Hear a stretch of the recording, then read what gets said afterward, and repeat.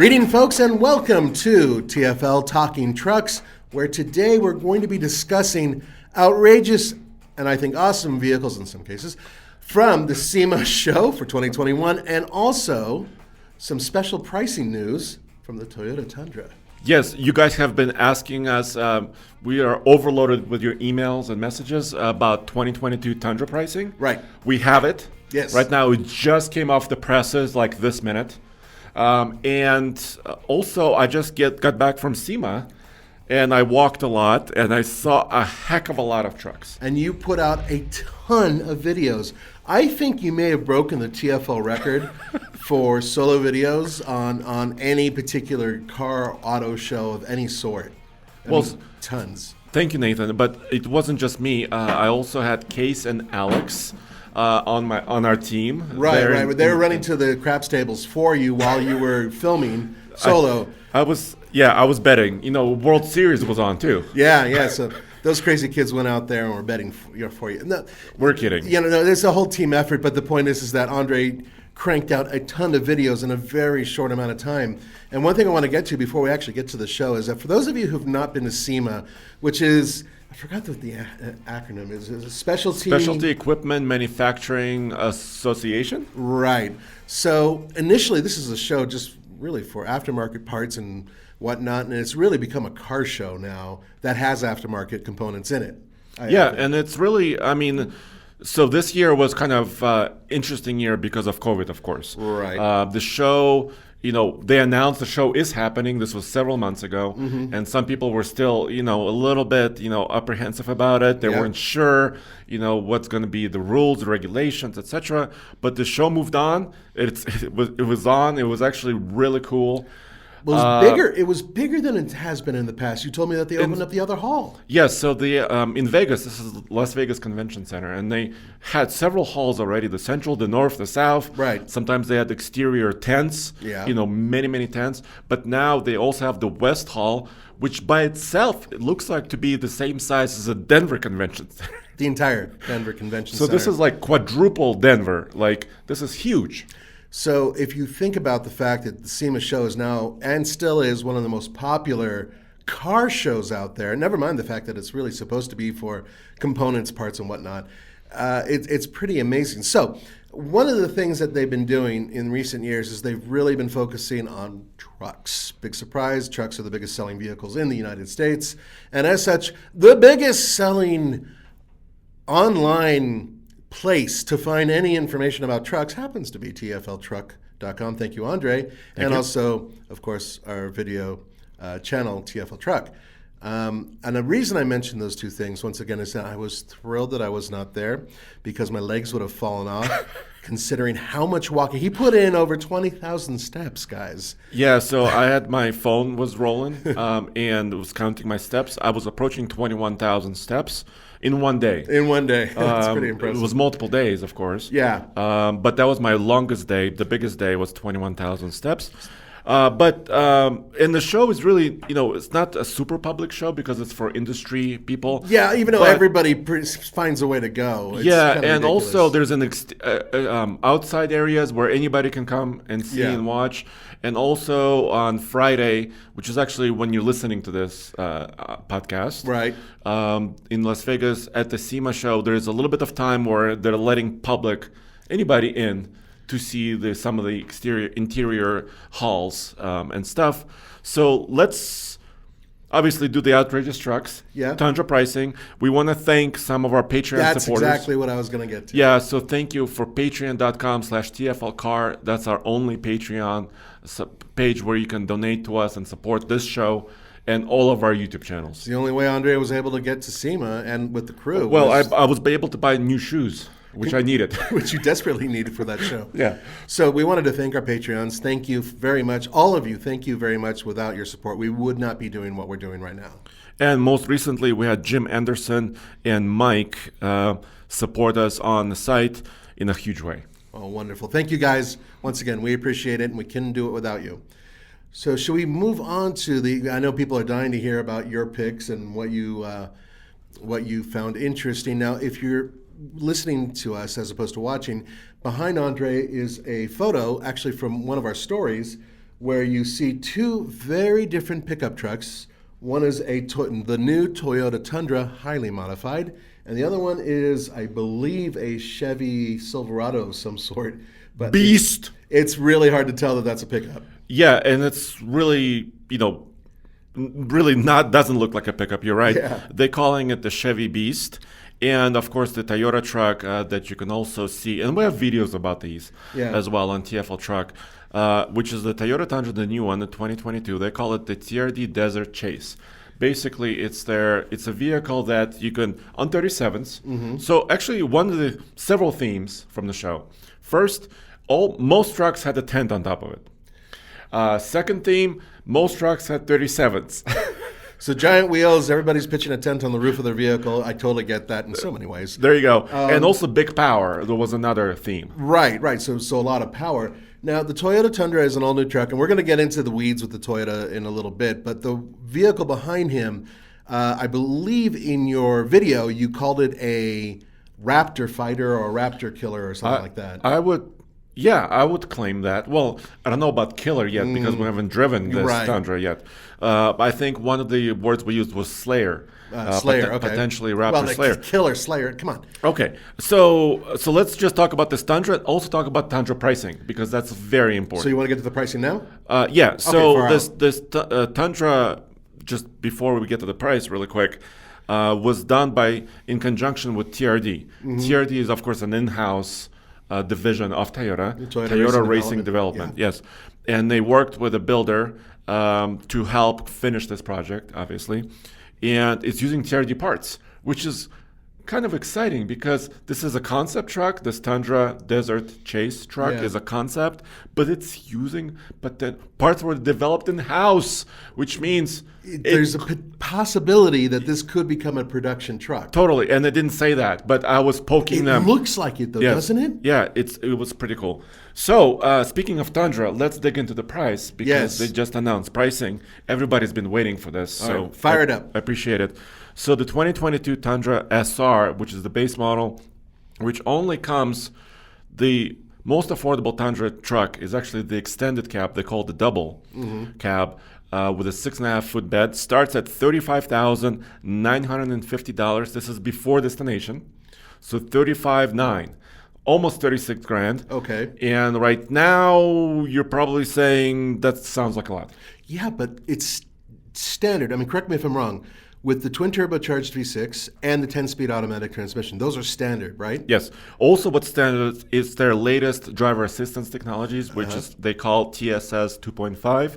Toyota Safety Sense, which is adaptive cruise control system, right? Emergency braking, blind spot monitoring, reverse assist. That's a lot of technology. By the way, the new 2022 Tundra is all new.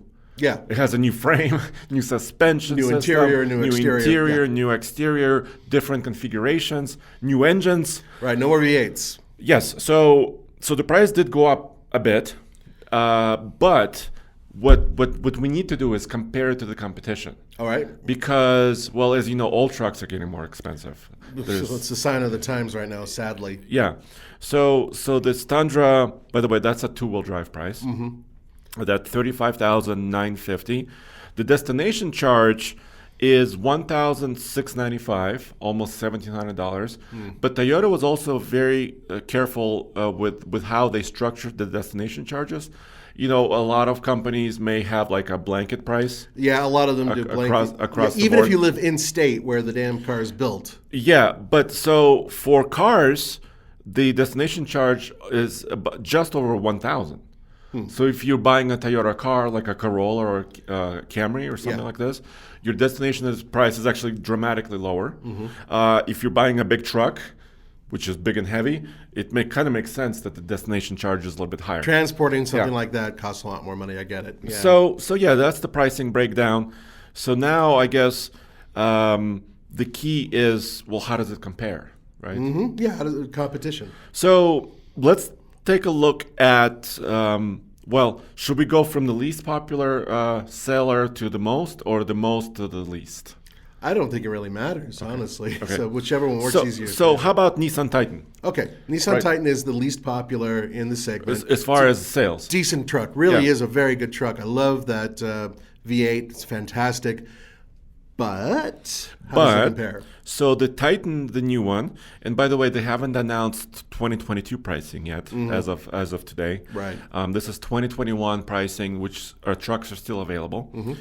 This is a king cab, which is their shorter cab, and once again a longish bed, which is usually a 6.5 footer. A starting price of $36,950. This is before destination charges, guys. So all the prices that we're going to be talking about now is before destination. Why? Well, because that's one of the easiest ones they list. Yeah. And also, right now we're living tough times, and no matter what we tell you now, it could be very different when you look it up or go to actually buy. But this is just apples to apples pricing. Right. So this Titan 36,950 is about $1,000 more expensive than the base Tundra. Yeah, but it does come with a big package as well. Yeah, and a giant V8. Yeah. So the Titan comes with a 5.6 liter V8, 400 horsepower. So kind of Nissan just went all in on the power right there. And of course, a lot of other features are included. Of course, the power on the Tundra is a little bit lower because they derate their SR base truck twin turbo V6 just slightly for... Well, I don't know. They why. never told you why? Well, I was guessing efficiency. That was my guess. Well, efficiency, maybe simplicity. They called it more simplicity, but I think they're trying to come in with this, really affordable base price. Next up is Ram 1500. Okay. So Ram 1500, their shorter cab is called Quad. So every manufacturer calls their cab something different. Well, of course they do, because God forbid it be easy. Yeah, Quad cab, which is a shorter four-door cab. And the base Ram starts with a Pentastar V6. Right. So was that the 3.5 liter? 3.6, yeah. 3.6 liter, sorry. And the starting price is $33,975, which is about $2,000 cheaper. Yes, but it's also, the Pentastar's actually a very reliable engine from my perspective, but it's nowhere near as powerful as the Toyotas. No, and we've towed with Ram 1500 with that V6. Yeah, and it's okay. One of the times we towed with it, it was starting to get hot. Right. It's a good engine if you're using the truck as a runabout, but it's not a great engine if you want to haul or tow. Especially up to its limit. And that kind of makes sense why the price is a bit lower, is because that's a base engine, which is different. Right, but Ram, they also have V8s and a diesel and whatnot that are available as well. And then next up is the Chevy Silverado double cab. This is, once again, their four-door shorter cab that they have, and with their standard bed option. That one starts at $34,300. By the way, the new base engine... Because remember, it's a turbocharged.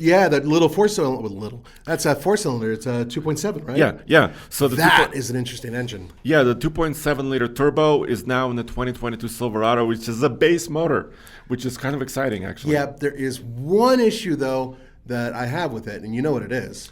Does it have to be with gears? Yeah. That's right. It comes with the 8-speed automatic transmission as opposed to the 10-speed. Toyota comes standard with their 10-speed. They have no other option. GM is still using their 8-speed. We're not big fans of that transmission. We know that it has a checkered past, so to speak.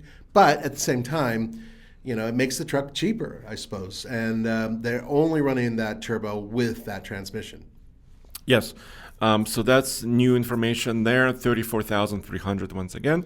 So this is about $1,500 less than the Tundra. And finally, the F-150 XL Super Cab 6.5-foot bed, which is their base F-150. Right. Two-wheel drive. Once again, all these prices are two-wheel drive. Yeah, just rear drive. For comparison. That one comes with a 3.3-liter V6, which is non-turbo, which is their base motor. $33,375. So that's, once again, actually that's the most affordable current price. That's a 2021 model.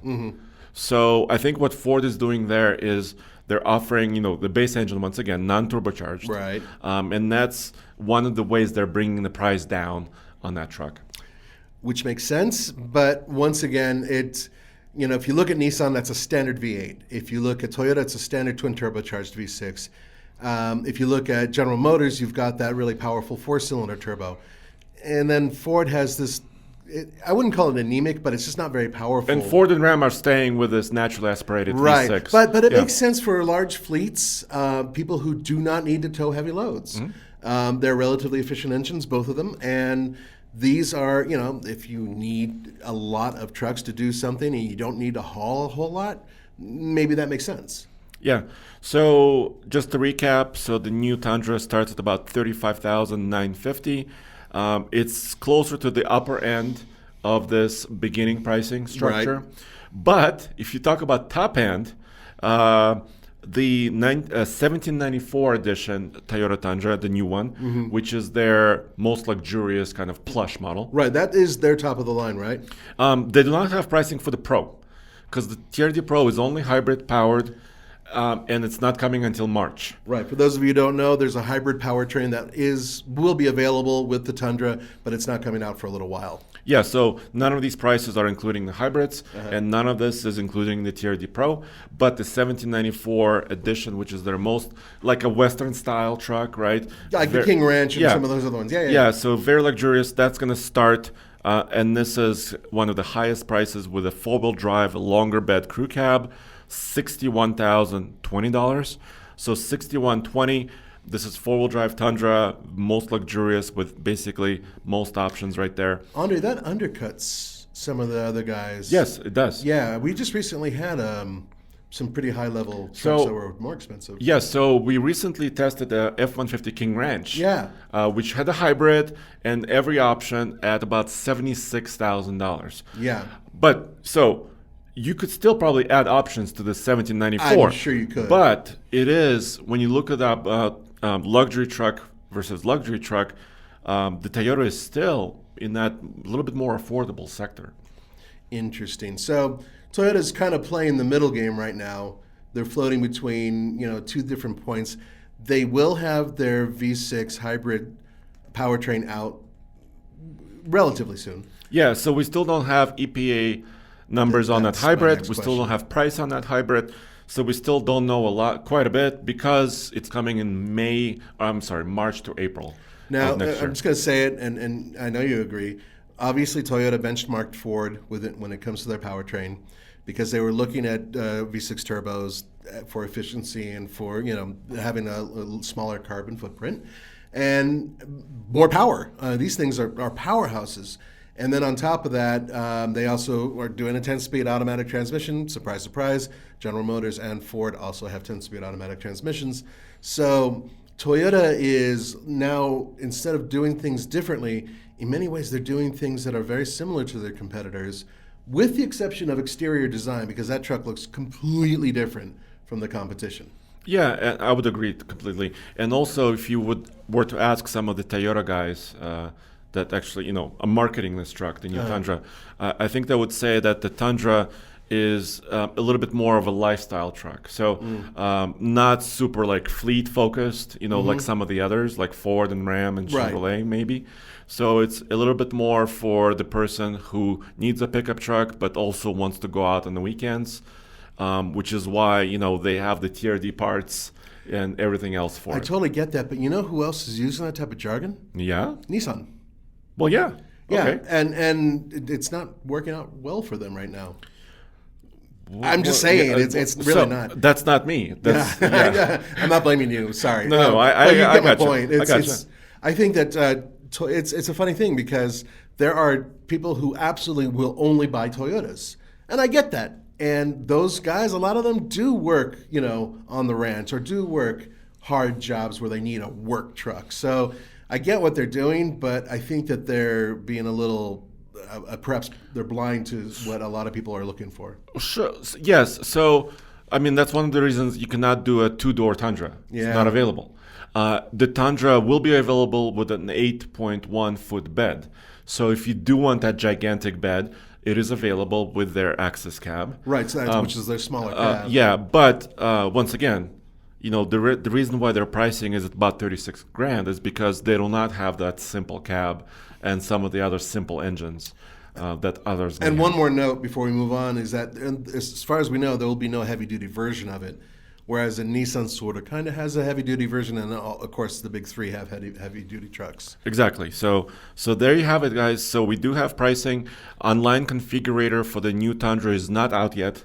I was hoping it would be. Do you have a story on TFL Truck about the... Yeah, so TFLtruck.com, if you're listening to this or watching this and you want to learn more about the pricing, because there's no configurator yet, go to TFLtruck.com. I have a table there where I list all the pricing, so you can see it. Sounds good. So shall we move on to some unusual vehicles over at SEMA? Outrageous. Outrageous. So that's kind of what SEMA is about. And through the years, outrageous was a key word, right?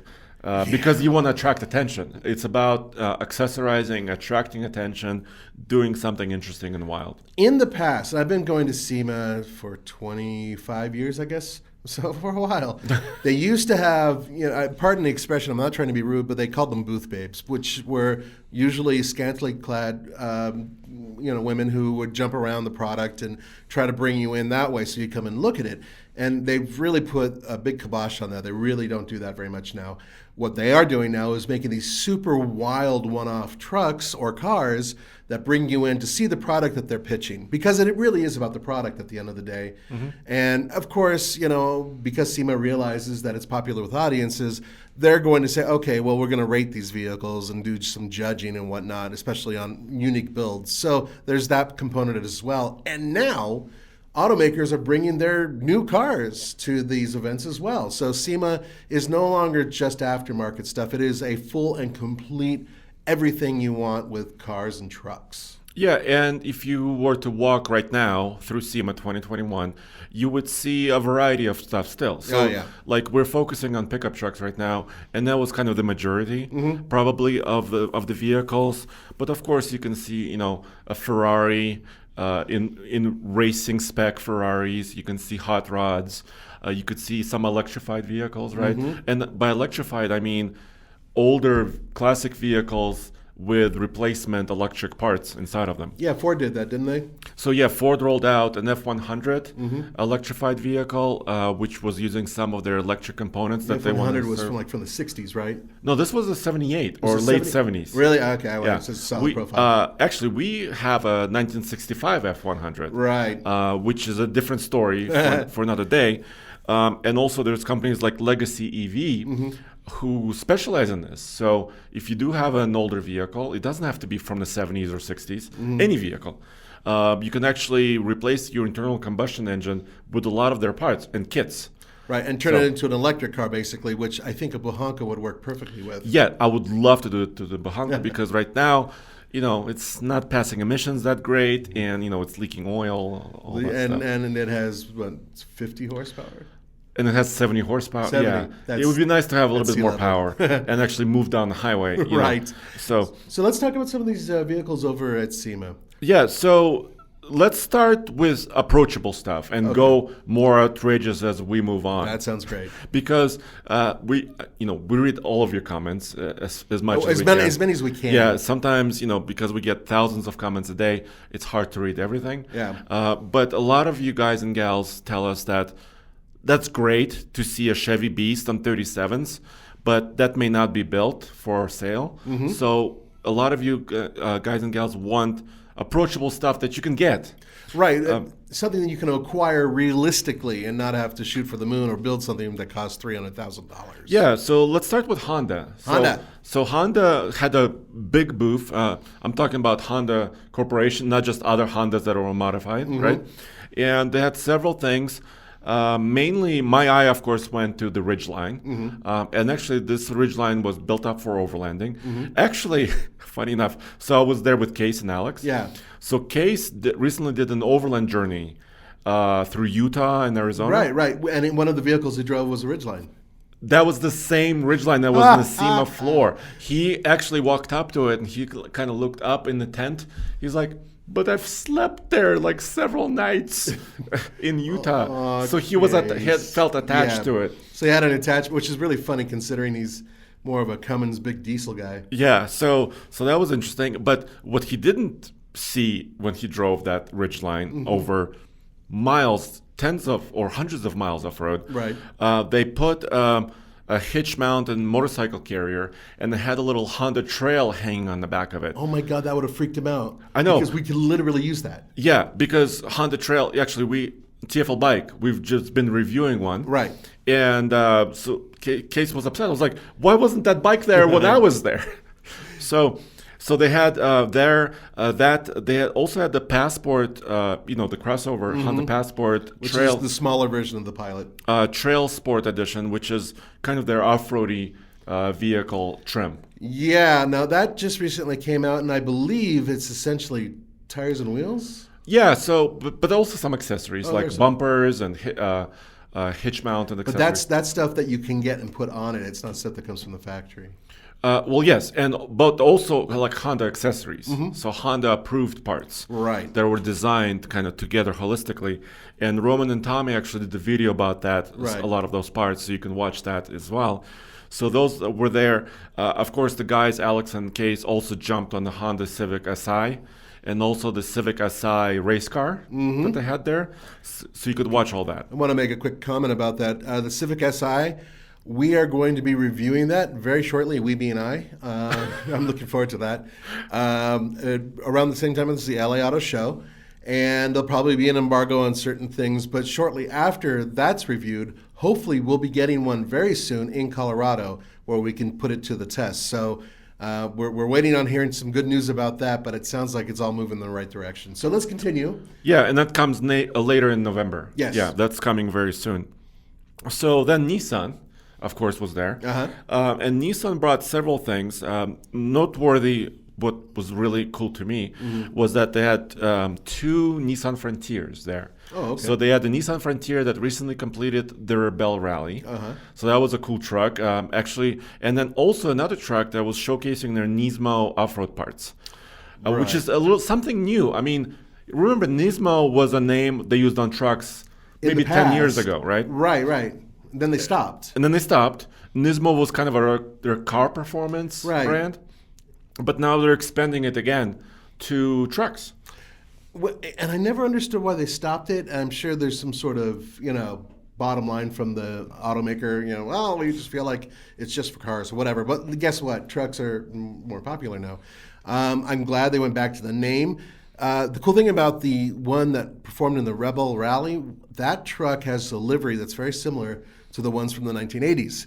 That the desert running and whatnot. And it's a really cool looking truck, I think. Yeah, and you got close to it. And and it was very cool to see. And it but the beautiful part about those trucks, and Nissan is doing this right now. They're rolling out those parts available for you guys to buy. Yes. So we're talking about suspension leveling kits, suspension systems with shocks. We're talking about larger wheels and tires. And by larger tires, I mean just beefier off-road tires, right? Not those Brodozer wheels and tires. Yeah, we'll talk about that a little bit later. The Brodozer, we'll explain that. Yeah, so there's other items like potential like skid plates, extra lights, bumpers, armor, like bumper inserts. Yeah, So all those parts, they may not be available today, but they will be available. Some of them are available now, and some will be available within a few weeks. And I got to tell you, I really, especially up close, I really like the way that Frontier looks, and I love the way it drives. I'm very happy with it so far. I think it's fantastic. So good for them. So yeah, and actually, when you look at the current Pro 4X Frontier off-road trucks, which we tested recently. Yes, we did. It needs a little bit more ground clearance. That was my feeling. I agree 100%. Yeah, so now Nismo parts, boom. Yeah. Lift it about 2 inches, put a slightly beefier tire. It actually makes the truck look more proportional, in my opinion. Yeah. And more capable. Right. And Nissan understands this, and they're moving ahead with this. So that's all good news for you guys. Should we move on? Yeah. So let's move on a little bit. Once again, we're getting a little bit more outrageous as we're moving. Progressively moving on. As we're moving forward. So let's come back to Toyota. Okay. Because Toyota had a large display. And so this one truck we already discussed, which is not, it's kind of a concept still. Yeah. Which is their Desert Chase TRD truck. But man, that thing really does look like it could be built from the factory tomorrow. Yeah, and the wonderful thing about this, it actually had the one-off carbon fiber wide body fenders, which are hard to do. Yeah. And probably expensive because it's carbon fiber. Right. Real carbon fiber, not painted carbon fiber. Oh, okay. So, and the bed sides in the back were also carbon fiber updates. So I don't know if those would be coming. Of course, that's a one-off piece. Yeah, it makes for a lighter truck, but a very expensive truck. Yeah, but they need something to cover those wheels because the wheels are wider. I mean, not just the wheels, but the suspension is wider, about 2 inches on each side of width, which makes it look like a Raptor and like a TRX. Well, in terms of shape, it doesn't look like one. The face and that truck looks completely unique in my book, especially compared to Ford and Ram.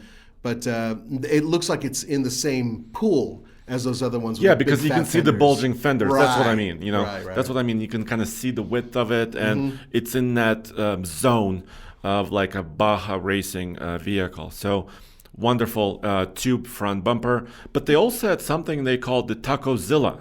Oh, I love this. Yeah, tell them. Yeah, so it's a camper. Yes. It's a camper truck, which is once again retro styled. We talked about the Nissan being retro livery. This is kind of like a Chinook from the 70s and 80s. Right. Toyota used to sell a lot of their small pickups to various coach builders who, with Dolphin and Chinook, and I think Winnebago even at one point, they had a couple of them. And they had different platforms. And one of the really cool ones were 4x4 old Toyota pickup trucks that were Chinooks. So they actually had a little bathroom, little place to stay and all that. And those things are super valuable right now. And I think they're making a bit of a comeback with this concept. Yeah, and what those old trucks were known for, of course, reliability, right? Right. What is it, the R22 engine? R20s and R22s. Yeah, which is, the engine that goes forever, basically. They weren't fast. No, not at all. Not a lot of power, but they did the job, and that was kind of the point. So now what Toyota is doing, so what they did for the show, they did one-off custom. So it's not something you can buy, but it's based on a Tacoma TRD Sport, which was kind of weird. I was scratching my head, why did they choose a Sport, which is kind of like a street-based vehicle? But they completely redid it. I think that's why. Okay. Right? So they put new suspension under it. They put larger wheels and tires for beefy off-road look. Of course, it was lifted slightly. It has a 6-speed manual. They're a 3.5 liter V6, which is their gas engine, right? Yes, it is. And then they ripped off the bed, that came originally on this Tacoma, right. and built a custom steel tube camper shell, camper, tall enough that I could actually walk into it. I'm just over 6'2", and I didn't have to duck. So, which is impressive. Which is a lot of height. Yeah. It was really nice, really cool. And it has, I believe, 2 beds? You can make a bed on top, and then the table will turn into a bed? Yeah, basically it has like a little dinette, like you could imagine in most motorhomes. Hold like 4 people? Yeah, so 2 people could sleep over the cab, so it extends over the cab. There's an bed. Like a regular Class C motorhome. Totally.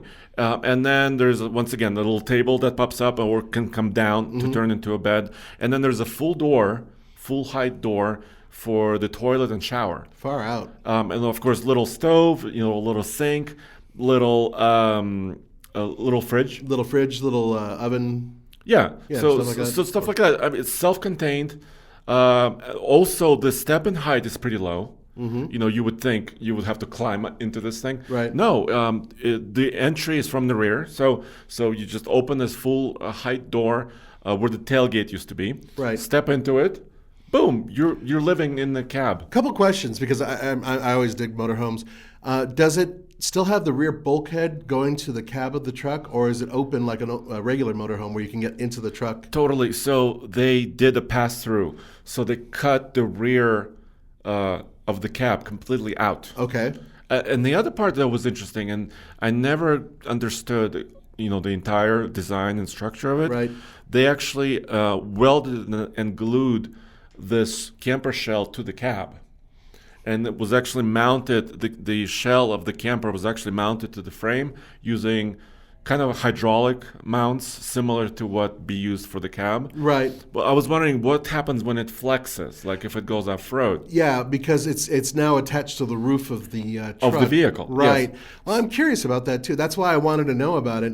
One of the things that happens, some motorhomes that aren't that well put together can come apart when they're being jostled around a bit. But this looks Well, this is not a visually production vehicle, right? I know, but it looks production, doesn't it? It does. Yeah, or like future production. And they called it Tacozilla. I asked why. Well, they said, they drew inspiration from Godzilla, obviously. And there's a picture, there's a little logo of Godzilla holding a big taco over his head. Okay. So I don't know why, but that's fine. 'Cause Well, Tacomas are tacos. yeah, they are, and Godzilla's Japanese, even though Ford tried to rip off and call their own engine Godzilla engine. Yes. Yeah. So anyway, so that was a lot of fun to see it. Okay. I'm sorry, guys, it's not on sale. It's not for sale. God, I wish it were. But it's something that maybe other companies could look into. Right. Well, that's the point. Some builders could look into. If there's enough fanfare for it, if there's enough, consumer desire, then yeah, someone might build it. And what I really loved about it is mid-sized proportions. Exactly. Right. It's narrow. It's not super tall, even though I could walk into it and inside of it. I think the roof height is around, I want to say 9 to 10 feet. So, some motorhomes could be 13 feet tall. Oh, easily, yeah. So you could still go under most trees in this vehicle. So that's really cool. The setup altogether is really cool, easy for maneuverability. I love it. Okay, let's move on. Yeah, so they had a couple of other Toyotas there. They had a Tacoma Overland build, which looked, similar to what you would see at an Overland gathering or like the Overland on your Tahoe, trail, yeah. with a little rack in the bed, and lift and tires and bumpers. And they also had, which was interesting, which they introduced last year, they cut one of the Tacomas in half, took its bed, turned it into a trailer, right? So they had a Tacoma towing another Tacoma trailer, basically. Right.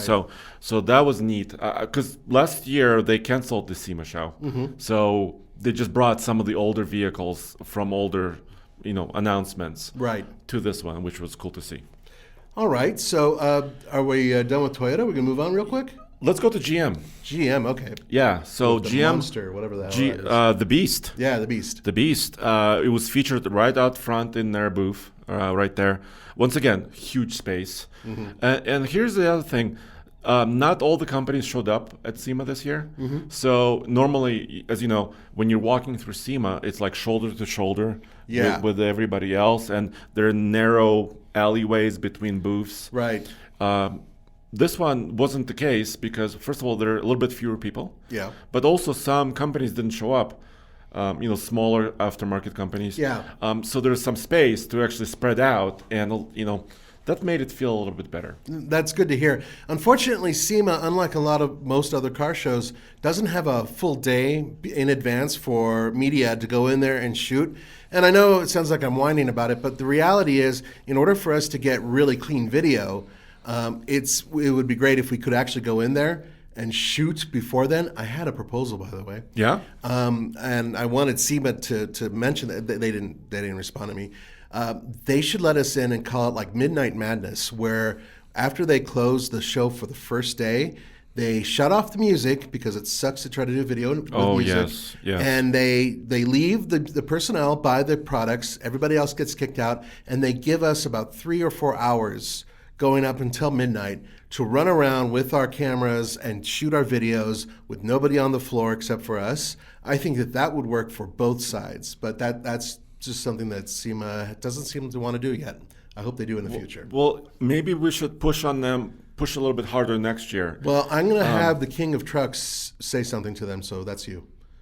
Okay, so you heard it here first. Actually, I like that idea. Maybe not midnight. How about like 6 to 9 p.m.? I'm fine with that. It's Vegas. Dude, it's Vegas. It's a city that never sleeps. Well, exactly. I know that's a tagline for New York City, but But truly, it really is Vegas. It yeah. truly is Vegas because at any time you can walk out into a casino. Right.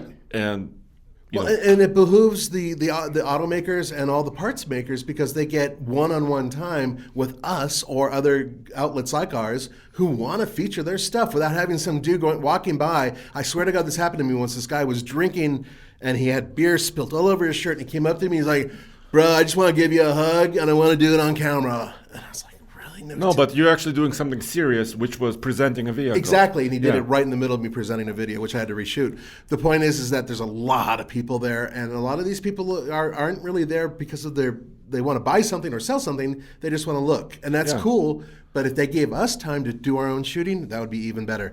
How about we move on to the monster, the beast? The beast. Yes. It also happened to me. I had a guy who looked like a zombie. I'm not.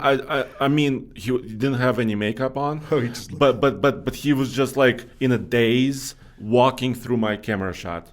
I don't know what to say. Thank God Roman wasn't there. Okay. We know that Roman would just freak on the guy. No, it's, you know what though, this is the nature of the beast, and hopefully they'll fix it in the future. They still haven't, but maybe in the future they will, which will make it better for everybody. Let's move on to the beast. Yeah. So the Beast is interesting, and I know it's kind of a dream vehicle, right? It's a concept vehicle. What it is they took a Silverado chassis. So basically the frame of a short cab, two-door cab, short bed truck, because they wanted the wheelbase a little bit shorter for great angles, right? Yeah. They gave it a small lift, completely took off all the bodywork. Yeah, I can see right? that. The cab, the front, the bed, everything was off.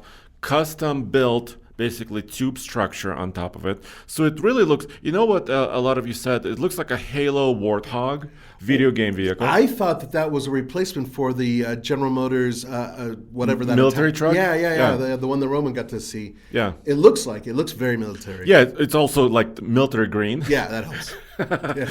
So I didn't want to so when I came up to it, I wanted to actually dig down into it and all the specs. So it's got a supercharged LT4 6.2 liter V8. That's what I'm talking about. This is the engine that we wanted in a ZR2 or a ZRX, whatever you want to call it. Yes. It's not currently available in a Silverado ZR2 because they're using a regular V8. What's the output on this thing? Do you know? 650 horsepower. Now you're talking. Yes. And when we talk about super trucks, I know it's a term that not a lot of you like because not many people can afford something that's powerful or that Raptor, luxurious. TRX. Yeah, but I think that's like the Halo vehicle, right? And I'm not talking about the video game. Right. I'm talking about the vehicle that gets all of us excited, and we want to go into the dealership and actually buy something similar. Or online. Online. Kind of ticked off at dealerships. I'm sorry. So anyway, big V8, supercharged V8. It's sitting on a custom-built suspension with a lift. It's got skid plates everywhere. It's got seating for four. It's got tube doors on it. Kind of half doors. These half doors. So it's like a side-by-side basically, but the giant version. Or of a Wrangler. Or kind of like a Wrangler. Yeah. And then 37s, because 37 is the new 35. Yeah, apparently so. Yeah, so most trucks there were on 37s. And also no leaf springs in the back. So they went to the 5-link system that's now on the TRX, that's now on the Raptor with coil springs. So it seems like the performance truck game is going really to coils and 5-link systems. Yeah, well, Tundra also went to coils in the back too. Yeah. So I wanted to mention something for those of you who cannot see this. The front end of the Chevy looks very unique. The headlights setup, the hood, and where it meets the front end grille and the headlights. That to me looks like something that might be a future design for Chevrolet because they are updating their trucks and they're always updating their trucks. And that to me looks kind of cool. Yeah, I would agree. And it looks cool in person. They had really powerful LED lights in this truck. They just redid their trucks for 2022. Right. So this is probably the next gen. That's what I'm thinking. So I like where you're going. Thank you. With this. Because, 2, 3, 4 years from now, don't be surprised if this beast face is on your truck in your driveway. I think that could be the case. It looks really cool. Yeah. So fully custom truck, but they had other vehicles too. What else? So for example, they had a street.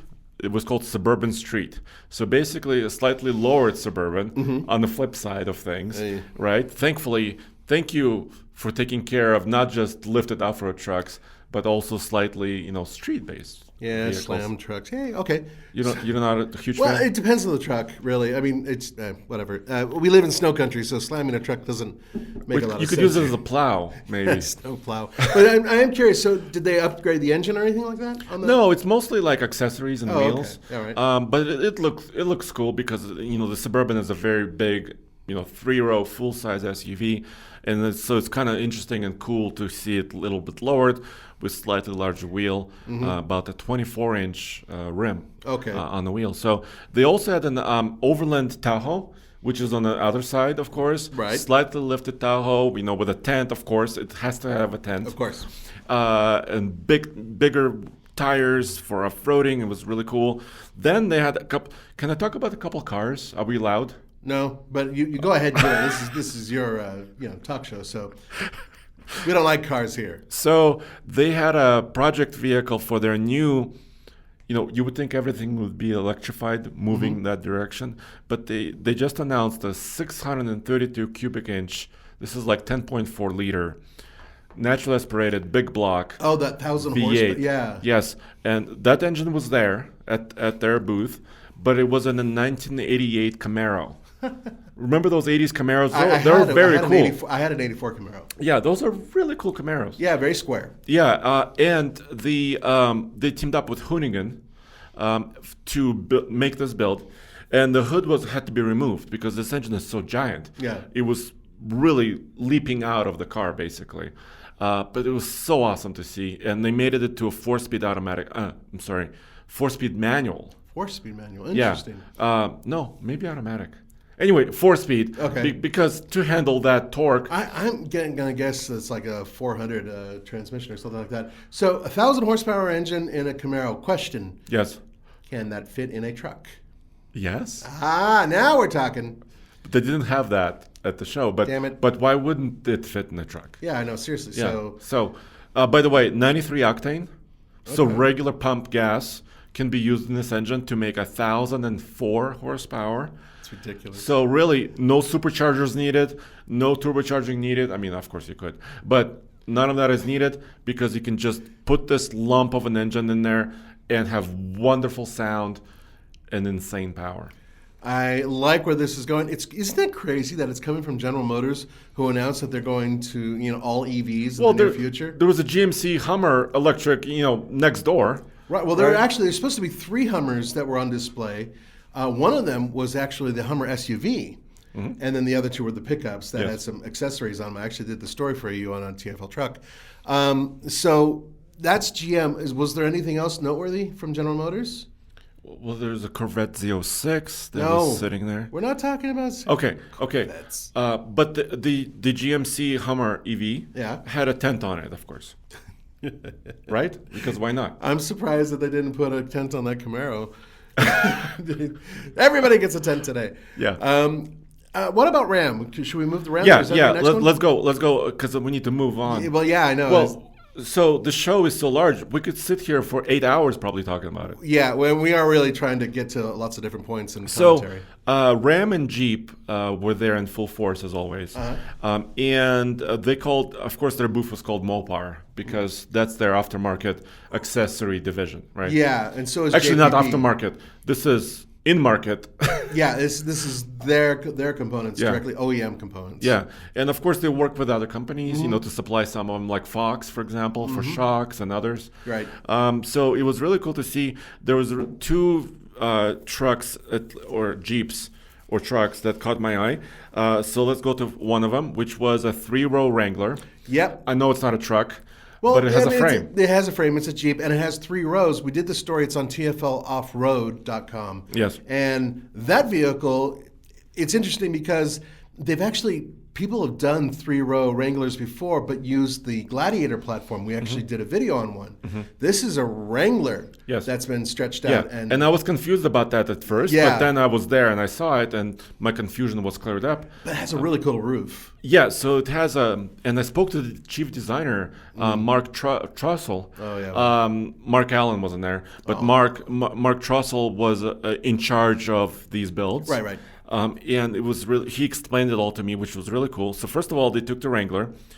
They kept the wheelbase the same. The doors are the same. Everything is the same there. Right. Then after the rear axle, they stretched the vehicle about 12 inches, just a foot. But that was enough to put a proper third row seat where, behind the second row. Right, where you can hold two passengers. I got inside. I was able to crawl inside. Oh, did you go to the third row? Yeah, I did. Can you fit? So I fit with one exception. My knees were up to my chest. So the roof has a bump in it. So it's like stadium seating almost. Right, safari roof. A safari roof with windows, very similar to some of the Like an old Discovery. Discoveries or Defender currently. So it has actually a lot of visibility. I had a lot of space above my head. I want to say like 5 to 6 inches of space above my head, but my knees were in my chest. So this is a back seat for kids. Yeah, but it's not production. So we have to say, so it's an exploratory exercise to see what you guys think of this.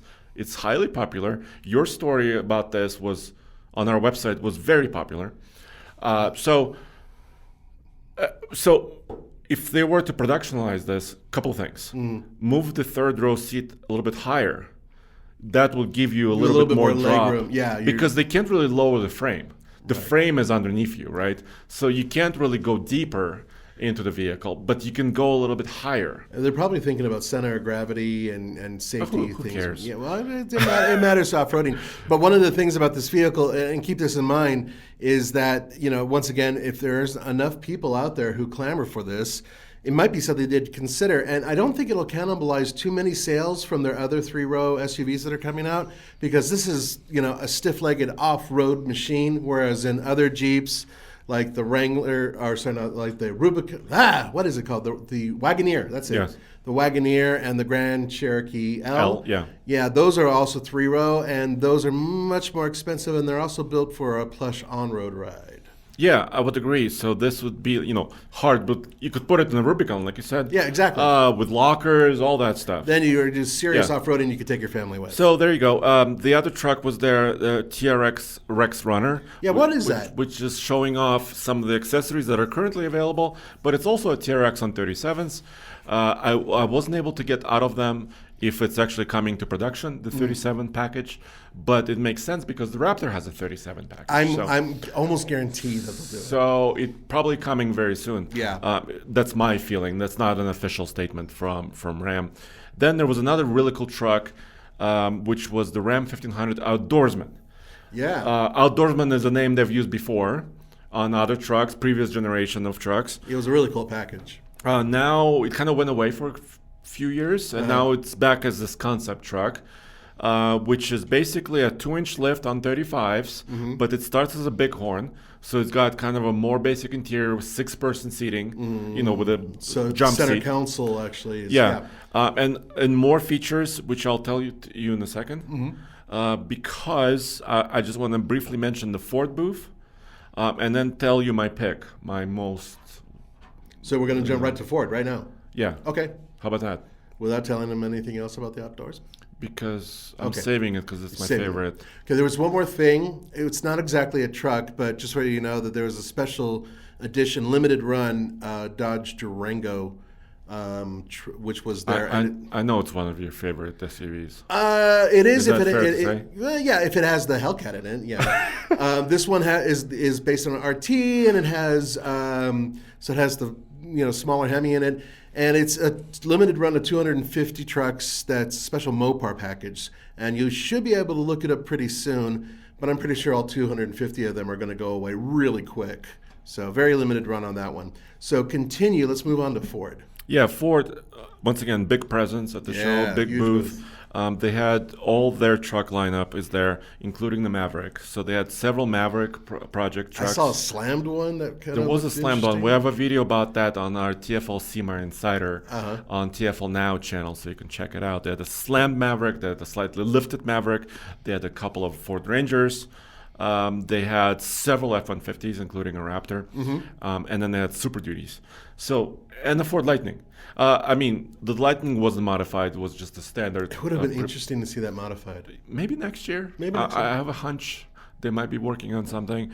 My favorite Ford truck display, I I hate to say this, but we just tested this F-150 Tremor.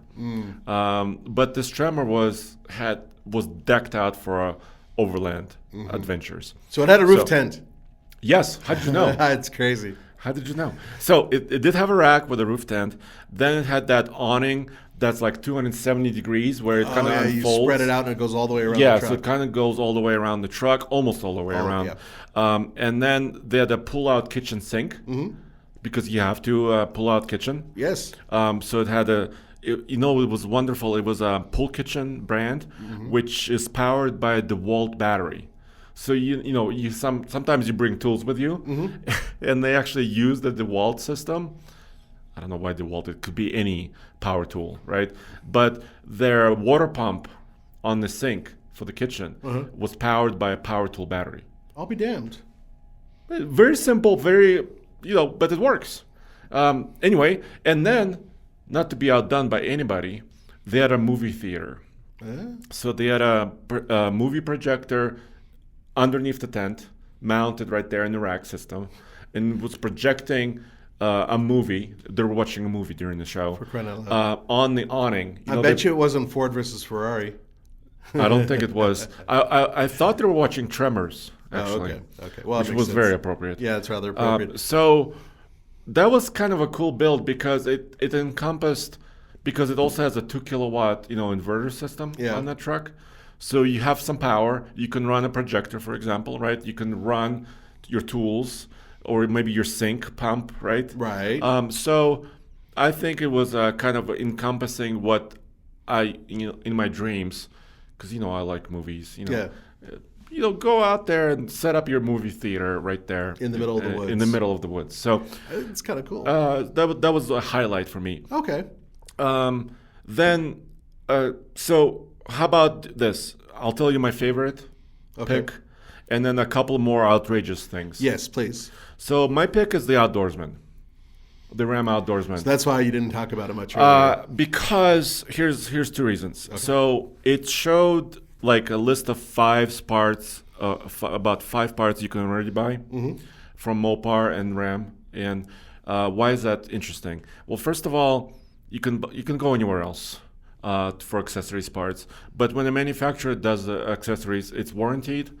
It is more expensive, right? But your dealership can put it. That's why it's warranted, right? Right. And it can also be rolled into your price if you're buying, financing your truck. Right, which people go crazy with usually. So it works from that standpoint. Also, Mopar, I think because they've been doing it maybe the longest, or have the more experience with this. It's to me, my personal, because we've gone to Ram dealerships and Chevy and Ford, and to me, I think Ram and Jeep know how to do it the best. Okay. Because that's the experience you get. I'm not going to disagree with you there either. I've had really good experiences as a journalist going to some of those dealerships and special, things where you wanted to get custom parts, and they make it really easy for you to see what's available and how to put and knowledgeable. They're knowledgeable about it, right? Yeah, I'll give them credit for that. Yeah, this is not the case when you go to some other manufacturer. I'm not going to name names, but a lot of other manufacturers, when you go for accessories and parts, they're either not as knowledgeable, or it's not as clear what's available. Or they can give a crap about the fact that you're even there. Yeah, so I have to give Stellantis, I think, a little bit of props in this department. I agree with you there. So, but that's beside the point. Okay. The Outdoorsman had a really cool tailgate design, which is kind of similar in a way. So how Ford just did kind of a ruler-based, kind of a worked surface on the tailgate. Well, they took the step further because it was a track system where you can mount different clamps. And I like working because my garage is so busy with other crud that sometimes I work on my tailgate outside in the driveway. This would be perfect for me, clamping pieces of wood, cutting, doing that type of work. Using the truck as a multi-purpose tool, which most people do. Yes. Well, many people do. Yeah. Then inside they had a little work surface in the center console, even though it was a 6-person configuration. Well, Ford also has an option like this. Yes. But I really loved their execution of it. I think it was really cool because it's just enough space to put a laptop or something in there. So that was really interesting. Then their rack system was height adjustable in the bed. So you can put it lower for the tent, or if you're carrying long lumber or like long items like canoes or something, you can raise it above the roof and carry long items. That was a concept part. That was really cool. And Alex liked this a lot because Alex owns a Ram Rebel. Alex, they put a vacuum underneath the rear seat. Oh, he must love that. Well, he has dogs. Yeah, that's what I'm dog hair everywhere. Right. And now there's an integrated vacuum system where you can go. And is that something that will be available or might be available? We don't know. Ah. But if they get a lot of positive feedback, because the Chrysler Pacifica, I think, has a vacuum cleaner. Yeah, so if I'm does not mistaken. one of the competitors does Yeah, as well. so several competitors. So are they turning the truck into a minivan? Well, no. No. But it's an accessory that you could buy. It makes it that much more utilitarian. Not only that, but you don't necessarily have to use that in the truck. Yes. You can go and vacuum something else. I don't know exactly what, but you could. Well, your tent. There you go. For example. Yeah, you run around. So with the anyway, hose. those parts, although some of them were concepts still, like the roof rack some of it was custom concept parts, and the vacuum wasn't for sale yet, but it could be. And because of that, it also 2-inch lift. 35s are easily fittable. So that's my pick for a really nice, accessible, accessorized truck. Great. Let's close out the show with a couple of your picks with wild trucks. We saw outside, there was a Quake LED booth for LED lights. They had I think they call it the Freak Show build competition or concepts. And they had a Jeep Gladiator on 83s. I saw that picture. Now, once again, he did say 83s. Yeah, I did not make a mistake. I did not have my ruler. I did not have my measuring tape, so I could not measure the wheels and tires. But they were bigger than you. They were basically taller than me, and they were basically like tractor tires, pizza cutters. But so what they did was they took a Gladiator, they extended the hubs, basically with adapters. I want to say like a foot or two out on each side, and that allowed them to bolt these tractor tires and wheels and tires to it. It just looked absurd, but that's what SEMA is about. Right, and so if you look at it from its profile, you're barely able to see the actual Jeep behind it. You only really see these two massive wheels. Yes, and I think you can technically drive it around the block, but I wouldn't recommend. Obviously, it's not legal because it's too wide, and it's probably doesn't turn. So it's might inspire the next generation of what we call brodozers.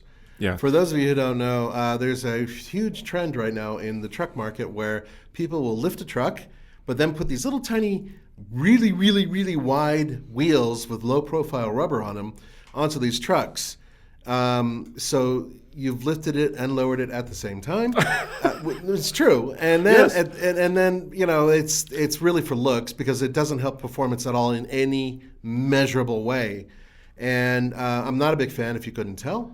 But they had a ton of them at SEMA. I mean, a ridiculous amount. yeah, and they're generally outside. Yeah. The outside display, so you can see them outdoors. Super chromed and everything. And this is just basically a status. If you want to do that, it's kind of like you're just showing off your money, I guess. Or I suppose so, but at the same time, you have taken the most utilitarian vehicle on the and planet. made it almost unusable. Almost undrivable Yes. in some cases. And a lot of other people, they swear by them, they do them. Here in Colorado, it's actually a popular trend. I cannot wait until snow starts. That's going to be fun.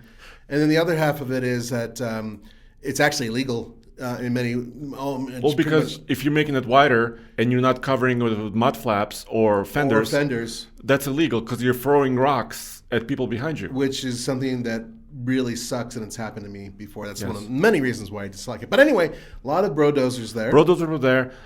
This Jeep on 83s, I wouldn't even call it a brodozer. It's just insane. You cannot turn in that other than maybe like 3 degrees. Yeah. And then there was a Bronco that looked green. So I came up to it. Oh, I know this one. And at first, Case and I and Alex, we thought it had AstroTurf mounted to it on the body, but it was a live chia pet. So somebody got a new Bronco, which are impossible to find. Brand new. Brand new. And they coated it in chia pet, basically. So it's now a living, breathing... But it's everywhere. Every door had it, the hood, the front fenders, the rear fenders. Some of the roll cage tubing had chia pet in the back as well. So, at first, I actually pet it a little bit. Oh, Andre. So they tell me I could if I was gentle. Yeah, you were making nice with the organism. That's wonderful. Great. But they were there watering it all day. So it was outdoors at the outdoor display. So they were watering, and it grew half an inch according to them while it was sitting there. So I thought they were offsetting their carbon footprint. Yeah. With this. Probably not. Although, if we did take chia pet stuff and slap it on a whole bunch of cars, I'm sure it would create some sort of sensation. Well, I don't know if it will survive going 75 on the highway, because I don't think they're hurricane proof. Yeah, I'd really like to see that, though. I'm sorry. I know they're doing outlandish and kind of tongue-in-cheek, but knowing how difficult it is to acquire a Bronco, at least they could have used a Bronco Sport, right? At least they could have done that. That was another trend. Almost, I want to say, 70% of booths, which is hundreds, had a Bronco in it. Regular Bronco. So if you cannot buy a Bronco, most of them are in Las Vegas. They're in SEMA. That's where they are, guys. So your order is pending because of them. So anyway. It's irritating, but it also doesn't surprise me because it's a super popular vehicle for good reason. Yeah, but guys, I really love the concept of this outdoorsman. I saw everything, like I said. We saw trucks on 83s. Yeah. We saw bulldozers. We saw slam trucks. We saw lifted trucks. But I think this outdoorsman had the most utility and usability that I really liked. It didn't have a movie theater. So it was a slight lacking. I'm sure you can call up Ram. I could probably add to it. Yeah. Hey, listen, guys, Ford did this. Why aren't you? Yeah. And so they'll have 2 movie theaters next year. And that's the good news. Every year, SEMA seems to outdo themselves. And now that they're back, and it's a huge thing for them to be back because it really is a show that you can't really do virtually, right? You could sort of fake it, but in reality, you need to be there if you're interested in this stuff. And the good news is it is back, and they've taken precautions, and next year is looking like it'll be even bigger and even wilder. But with Nathan's idea, Midnight Madness. I think that's a great idea. I really do. Yes, there you go. And I'll continue to promote that idea because it was hard to film with a lot of people. I'm not against people. I'm just saying when you're doing a story, you want to be focused on the story, right? And outside noise and all that, and movement. And there's people watching Tremors behind you, that type of thing. And zombies walking through your and shop. Zombies. Yeah. Well, we'll see what happens. But the good news is you were able to handle it. You did a wonderful job. I think we have most of the videos are on TFL now, but there's also other videos on other channels, right? Yeah, there's one on TFL Truck, there's one on TFL Classics, there's one on TFL Bike, there's many on TFL now. And I just off-road, I think. Off-road, yes. Yeah. We had one on off-road because Bronco DR, the racing Bronco, was unveiled. Well, there you go, guys. And think about it. That's why we have so many channels, right? Yes. That's why we can, diversify and let you guys know, and gals, of course, know what's what and what's coolest and what's most outrageous. Fantastic. Well, guys, I think we may have gone a little long on this one, but, we are excited. So please stay tuned. There's going to be more in the near future. And don't forget to check out those channels for all the SEMA coverage, thanks to Andre. Yes, and of course, Tundra pricing. Tundra pricing. Thank you.